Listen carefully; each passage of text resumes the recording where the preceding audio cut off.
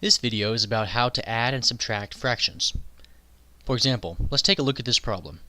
3/8 plus 1/6. You've probably heard this before, but the first thing we're going to need to do is find a common denominator. That's going to allow us to add these fractions together more easily, since we'll be adding pieces which are the same size.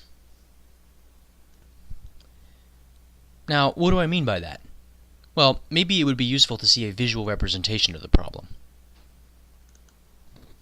Do you see how when the whole is cut into more pieces, each piece has to be smaller? It turns out that the denominator of the fraction indicates how many pieces the whole is divided into, or in other words, the size of each piece. On the other hand, the numerator of the fraction tells you how many pieces out of the total you're counting. So, in this sense, you could think of 3/8, for instance, as meaning the same thing as 3 out of 8. In any case, maybe you can understand now why you have to have the same denominator when adding fractions. To use an analogy, trying to add fractions that have different denominators would be like trying to add $5 to 6 euros.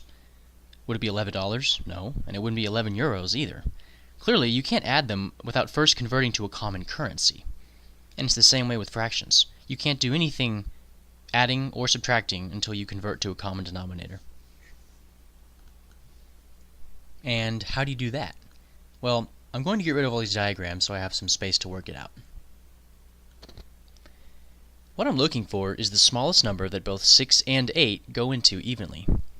One very easy way to do this is to just start listing out the multiples of each number, like this. 8 times 1 is 8, 8 times 2 is 16, 8 times 3 is 24, 8 times 4 is 32, so on, so forth. Likewise, with 6, 6 times 1 is 6, 6 times 2 is 12, 6 times 3 is 18, ... Get the idea? By the way, this is where it really comes in handy to know your times tables. Anyway, remember how we're looking for a shared multiple? Well, the numbers in each of these lists are the first few multiples of 6 and 8, so our job is to just find one that they have in common. We need a number that can be found in both lists. Do you see any matches? I can see 2 matches. Both 24 or 48 would work. 8 goes into 24 evenly, so does 6. 8 goes into 48 evenly, so does 6. However, it's always going to be easier if I just pick the smaller of the 2 numbers. In this case, 24. You'll see why in a moment. Alright, now that we know we're going to be using 24 as our common denominator, it's going to be useful if I just rewrite the problem like this. It's important to realize that this is still the same problem. It's still 3/8 plus 1/6. It just looks different because I've changed both of the original denominators into 24. Also, notice that the numerator of each fraction has become a question mark. The reason is because if I change the bottom number of a fraction, I must also change the top number in the same way. And that leads us to our next step. I need to find out what the numerator, that's the top number, of each of our newly rewritten fractions is going to be. The way to do that is to simply multiply the numerator of the original fraction by the same number that you had to multiply the original denominator by in order to make it 24. Another way of thinking about that is that I just have to multiply the top and bottom of each fraction by the same number so that it stays the same. For instance, in the case of the first fraction, 3/8, in order to make the denominator of 8 into a 24, I had to multiply it by a 3, because 8 times 3 is 24. Therefore, I also need to multiply the original numerator by 3 if the fraction is to remain equivalent. 3 times 3 is 9, so that's going to be the new numerator for the first fraction.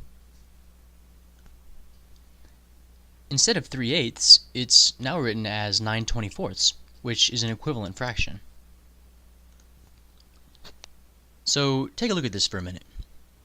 Did you understand what just happened? It's okay if you need to watch it a couple times because that was definitely the hardest part.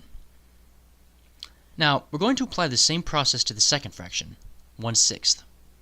Remember, I need to ask myself, which number did I have to multiply 6 by in order to make it into a 24? 4, because 6 times 4 is 24. So that means I need to also multiply the original numerator of 1 by 4 to keep the fraction equivalent. 1 times 4 is 4. So that's going to be the numerator for the second fraction in its rewritten form. Okay, so now we've reached the final and easiest step. Now that all the fractions have been rewritten with a common denominator, all that's left to do is to add the numerators straight across. 9 plus 4 is 13, so we're done. 3/8 plus 1/6 equals 13/24.